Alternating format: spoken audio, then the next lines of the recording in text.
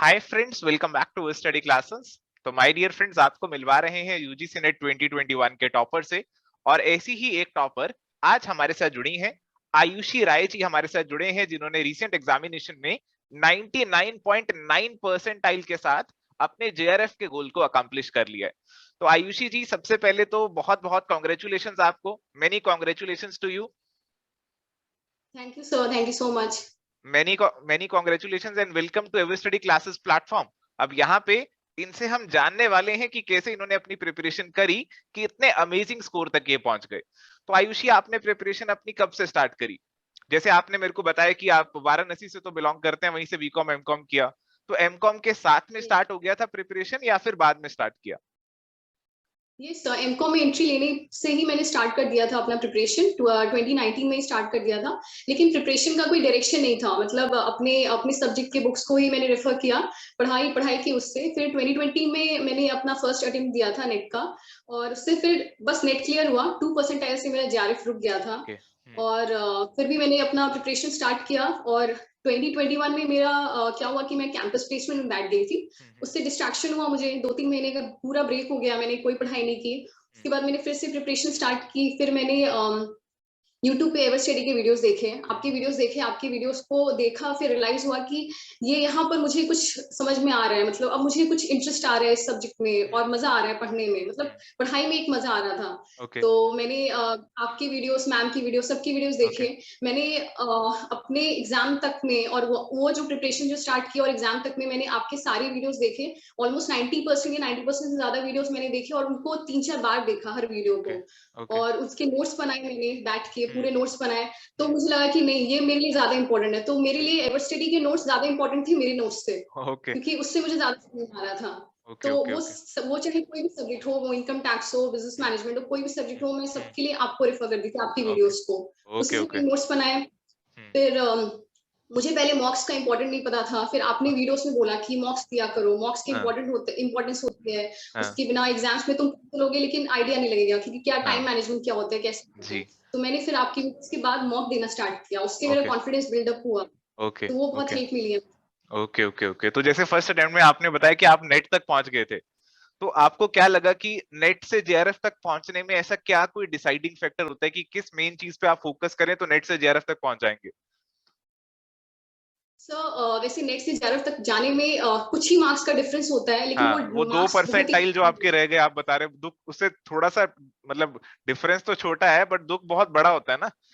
वो बहुत बड़ा जो हाँ दुख है बहुत। उसको बहुत बड़ी खुशी में बदलने में आपने ऐसा, जैसे एवर स्टडी क्लासेस को आपने फॉलो किया, आपकी प्रिपरेशन स्ट्रेटेजी में कुछ चेंजेस आए। जैसे आप पहले हो सकते हैं सेल्फ यस, स्टडी कर रहे थे, फिर आपकी ज्यादा प्रिपरेशन प्रैक्टिस ओरिएंटेड हो गई, या बहुत ज्यादा यस सर। एग्जामिनेशन ओरिएंटेड आप हो गए। तो ऐसे कैसे आपने अपने आप को ढाला, इसके बारे में थोड़ा सा बताइए।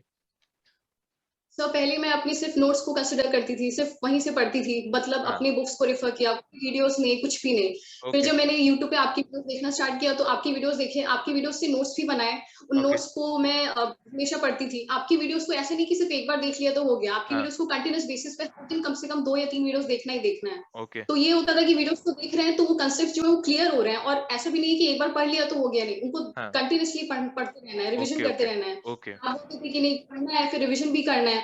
तो हम्म आपसे पता चला कि नहीं, रिवीजन करना भी इंपॉर्टेंट है, सिर्फ पढ़ना इंपॉर्टेंट नहीं है। तो मैंने हम्म। पढ़ाई के साथ साथ रिवीजन करना भी स्टार्ट किया। जो पहले ओके पढ़ लिया उसको रिवाइज किया, फिर कुछ नया पढ़ना स्टार्ट किया। ओके। और मॉक्स का तो इम्पोर्टेंस है ही। मॉक्स देना स्टार्ट किया मैंने। मतलब हाँ। एक हफ्ते में एक ही, लेकिन देना था मॉक। उससे ओके बहुत ही कॉन्फिडेंस मेरा बढ़ा, मेरे मार्क्स आने स्टार्ट हुए। तो मुझे लगा ओके कि नहीं, अब मैं सही डायरेक्शन में जा रही हूँ।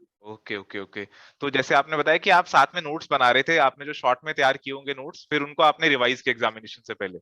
Yes sir. यस ठीक है सर। ठीक है। और आपकी प्रिपरेशन में प्रीवियस ईयर पेपर्स की क्या इंपॉर्टेंस रही? सर प्रीवियस ईयर पेपर तो जैसे आपने बोला था, आपने हाँ भी आपके वीडियोस में, स्टडी हाँ। क्लासेस में प्रीवियस ईयर्स के जी। वीडियोस हैं। तो हाँ। जब देखा तो रियलाइज हुआ कि प्रीवियस ईयर्स भी इंपॉर्टेंट है। पहले मुझे बस लगता था कि प्रीवियस ईयर्स होता होगा, ठीक है, कोई हम्म इंपॉर्टेंस नहीं है, क्या ही आ जाएगा उससे। लेकिन जब हम्म आपने बोला कि नहीं, प्रीवियस ईयर्स का भी इंपॉर्टेंस है, तो हम्म। मैंने प्रीवियस ईयर्स की बुक खरीदी, फिर उसको ओके पढ़ना स्टार्ट किया, फिर उसके ओके एक्सप्लेनेशन को पढ़ना स्टार्ट किया। तो मुझे लगता है कि 10 ईयर्स बिफोर तक की मैंने शायद पूरे क्वेश्चंस को पढ़ा है, और उनको 2-3 बार पढ़ा है। ओके उससे अपने कंसेप्ट को क्लियर किया है। तो प्रीवियस ओके ईयर्स ओके तो बहुत इंपॉर्टेंट है। Okay okay. मतलब पहले आपने नेट क्लियर कर लिया था, फिर उसके बाद आपने जेआरएफ के लिए पढ़ रहे थे, तब आपने प्रीवियस ईयर्स को भी किया? ओके, मतलब पहले जो आपकी प्रिपरेशन थी वो मोर स्टडी ओरिएंटेड थी कि आप पढ़ाई ज्यादा कर रहे थे, और बाद में ये ज्यादा प्रैक्टिस ओरिएंटेड हो गई कि आप क्वेश्चंस देखते यस थे कि सर। कैसे प्रैक्टिस हो जाए मेरी अच्छे से। Okay yes okay sir. Okay, तो जैसे मैं हमेशा कहता हूँ कि अगर आपको नेट अचीव करना है तो पढ़ाई नेट तक ले जाएगी, बट जेआरएफ तक पहुंचने के लिए प्रैक्टिस का बहुत बड़ा रूल है। और आयुषी हमारे यस सामने एक सर। लिविंग एग्जांपल है, वो बता रहे हैं आपको कि प्रैक्टिस करी तो नेट से जेआरएफ तक पहुंच गए। तो 2 परसेंटाइल का गैप जो है वो प्रैक्टिस से ब्रिज किया जाता है। तो जैसे यस आपने सर, पहला ये तो है एग्जाम, ही। हाँ हाँ हाँ हाँ, जो जो आपने पहला एग्जाम दिया था, तो फिर आपने बैठ के कुछ उसका एनालिसिस भी किया था कि इस एग्जाम के अंदर मैं कहाँ अपने आप को और इम्प्रूव कर सकती थी। यस सर, जब मैंने क्वेश्चन पेपर अपना देखा था हाँ। तो मुझे रियलाइज हुआ कि मैंने जैसे मैंने रिवीजन नहीं किया, इसलिए मैं ऑन द स्पॉट जाके आंसर्स भूल गई थी, अगर मैंने ओ। पढ़ाई भी की थी। हम्म। मैंने रिवीजन करना स्टार्ट किया। उसके बाद टाइम मैनेजमेंट नहीं हो पाया था मेरे प्रीवियस एग्जाम में, तो क्वेश्चंस मैं करती गई लेकिन टाइम की वजह से नहीं हो पाया। तो वो चीज मेरा मॉक की वजह से सही हुआ। उसके ओके। बाद मैंने जो चीज मैंने पढ़ी है उसको दोबारा दोबारा पढ़ना, क्योंकि एक नया चीज पढ़ना उससे ज्यादा इंपॉर्टेंट है कि पुरानी चीज को रिवाइज करना। तो मैंने रिवीजन पे ज्यादा फोकस किया। और यही है कि आपकी वीडियोस को बार बार देखा ताकि वो चीज जो है दिमाग में वो कम से कम वो रहे, वहां पर वो रिटेन रहे। भूलना ओके बहुत बड़ी मिस्टेक होती है, ओके तो इसीलिए वो इम्पोर्टेंट था। ओके ओके, तो जैसा आप बता रहे हैं कि पहली बार एग्जाम देने गए तो आप कुछ चीजें भूल गए थे, तो आपको क्या लगता है कि जो यस आज का हमारा एग्जामिनेशन पैटर्न है वो कंसेप्चुअल ज्यादा है, या फिर चीजें याद रखनी पड़ती हैं, या फिर दोनों का बैलेंस एक मेंटेन करके चलना पड़ता सर, वो दोनों का बैलेंस्ड है। है? ओके। जैसे मैं प्रीवियस एग्जाम में सिर्फ पढ़ के जाती थी, कोई हाँ। कंसेप्ट नहीं क्लियर था, मतलब पढ़ लिया तो उससे मेरे नेट क्लियर हुआ। लेकिन अगर जेआरएफ तक पहुंचना है, वो जेआरएफ की जर्नी वो कंसेप्चुअल है। ओके वो अगर अगर पढ़ाई कर ली उसके बाद अगर कंसेप्ट क्लियर नहीं है तो कुछ कोई क्वेश्चन नहीं हो पाएगा वहां पर। ओके तो जैसे ओके। पैटर्न चेंज हुआ है, बहुत ज्यादा चेंज हुआ है। तो अब पढ़ाई के साथ साथ कंसेप्ट भी क्लियर होने चाहिए, और अपना एनालिटिकल थिंकिंग, ये सब चीजें बहुत इंपॉर्टेंट है, तो ये चीज ओके स्ट्रांग होनी चाहिए। ओके ओके, तो कंसेप्ट क्लैरिटी पे आपने ज्यादा ध्यान दिया। तो yes sir. Concept yes sir. Clarity लाने के लिए आप चीजों को बार बार पढ़ते थे, उसके बारे में खुद से एनालिसिस भी करते थे? यस सर, मैं बार बार उस चीज को पढ़ती थी, उन टॉपिक्स को बार बार पढ़ती थी, लेकिन ये चीज है कि मैं बहुत सारे यूट्यूब पे वीडियोस नहीं देखती थी, बहुत सारे एजुकेटर्स को रेफर नहीं करती थी। जैसे मैं आपको रेफर कर रही हूँ तो मैं उस टॉपिक के लिए आप ही को रेफर कर रही हूँ, क्योंकि मुझे ओके कोई कंफ्यूजन नहीं चाहिए। वो क्लैरिटी मिलती थी मुझे आपसे कि हाँ वो ओके टॉपिक है, तो उस टॉपिक के लिए मैं आपको रेफर करूंगी। ओके ओके ओके, तो एक क्लैरिटी लानी बहुत जरूरी है। ऐसा होता है ना कि कॉलेज यस लेवल सर। पे तो हम चलो पढ़ते रहते हैं, बुक में दिया ये क्वेश्चन आते हैं बस पढ़ के चले गए, तो कहीं ना कहीं हमारी यस सर। कंसेप्चुअल क्लैरिटी थोड़ी सी मिसिंग हो जाती है, हमें उसकी इंपॉर्टेंस पता नहीं चलती। तो यहाँ पे इस यस एग्जामिनेशन को क्रैक करने के लिए कंसेप्ट क्लैरिटी चाहिए। तो बिल्कुल आयुषी ने यस बिल्कुल सर। अच्छी, बहुत अच्छी अच्छी बातें बताई हमें। तो आयुषी जी, अब आपसे जान लेते हैं, अब आपने मेरी तरह चश्मा तो लगा ही रखा है, तो आप कितने घंटे पढ़ाई करते थे? सर, मैंने अब जो प्रिपरेशन स्टार्ट की है ना, वो बहुत अच्छी वाली प्रिपरेशन तो मैंने 2021 में ही स्टार्ट की है। ओके। तो वो सब मैं 8+ आवर्स पढ़ती थी हर हाँ दिन, ऐसे हाँ। एग्जैक्टली नहीं, हाँ 8+ आवर्स तो होते ही थे। ओके और ओके ऊपर से अगर मैं बोलूँ कि हर दिन 2 घंटे तो मैंने वीडियोस के लिए रखा था, आपकी वीडियोस को, ओके जैसे मैंने बोला कि मैं हर दिन 2-3 वीडियोस को देखूंगी, और ओके आपके लाइव वीडियोस जो आते थे उनको देखती थी, तो 2 आवर्स तो मैं वीडियोस के लिए रखती थी कि उनको ओके पढ़ना ही है। ओके ओके ओके, तो जो आपका 8 आवर्स आप लगा रहे थे, तो उसकी आप पहले प्लानिंग कर यस लेते सर। थे कि मैंने ऐसे ही 8 आवर्स को डिवाइड किया हुआ है, तो ऐसे मुझे ऐसे यस 8 आवर्स सर। स्पेंड करने हैं। ओके ओके, और यस सर, एग्जामिनेशन से इससे कितने दिन पहले आपने अपनी रिवीजन शुरू कर दी थी? सर 1 मंथ पहले से मैंने रिवीजन स्टार्ट कर दिया था। ओके एक ओके, मंथ मतलब पहले उस से। फिर आपने ऐसा कुछ टाइम रखा था कि अब मैं नए वाली चीजों पे ज्यादा ध्यान नहीं दूंगी, जो पुराना पड़ा हुआ है उसको बस नहीं। अच्छे से मैं रिवाइज करूंगी।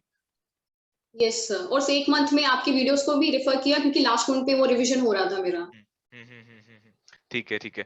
तो चलिए, आयुषी से हमें बहुत सी बातें जानने को मिली, और उम्मीद करता हूँ कि आपको भी जरूर गाइडेंस मिली होगी कि कैसे आप अपनी प्रिपरेशन को बेहतर तरीके से कर सकते हैं।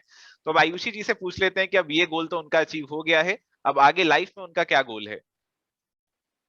सर, पीएचडी के फील्ड में ही जाना है, तो आगे अभी इस ईयर में तो मैंने सोचा है कि कॉलेजेस के फॉर्म भरने हैं, अच्छे अच्छे कॉलेजेस के फॉर्म भरने हैं, और पीएचडी के एग्जाम्स देने हैं और इंटरव्यूज देने हैं। ओके ओके, चलिए हम आपको ऑल द बेस्ट बोलते हैं, बेस्ट विशेस हैं एवर स्टडी क्लासेस की तरफ से कि आप अपने फटाफट से पीएचडी को स्टार्ट करें और अपने लॉन्ग लॉन्ग टर्म गोल को भी फटाफट से अचीव कर लें। Thank you sir. चलिए आयुषी से आप कुछ last golden words of wisdom की जो देना चाहेंगे फ्यूचर जेआरएफ एस्पिरेंट्स को?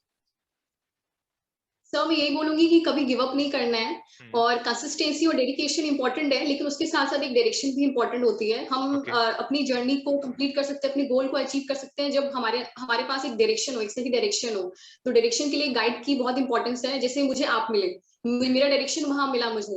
ओके तो वैसे ही सबको एक डायरेक्शन में जाना है, तो मैं ये बोलूंगी कि अगर अचीव करना है, शायद मुझे भी मेरा ड्रीम पहले ही अचीव हो जाता अगर मैंने आपकी वीडियोस बहुत पहले ही रेफर कर लिए होते। तो अगर किसी को अगर किसी को अभी भी टाइम है, अगर किसी को अचीव करना है अपने गोल्स को, तो एवर स्टडी क्लासेस की वीडियोस को जरूर से जरूर रेफर करें। चलिए, thank you so much for that. तो नेवर गिव अप, पैनिक बिल्कुल नहीं करना है, रहता बिल्कुल नहीं फैलाना, डायरेक्शन में चलना है, और उसके लिए अगर आपको कोई भी गाइडेंस चाहिए हो तो ever study classes is always available with you. तो इन्हीं वर्ड्स के साथ इस डिस्कशन को एंड करते हैं। बहुत अच्छा लगा आयुषी जी के साथ जुड़ के, उम्मीद करता हूं आपको भी मजा आया होगा इनको सुन के। So this is it for today, thank you, bye, take care, all the best and keep watching ever study classes.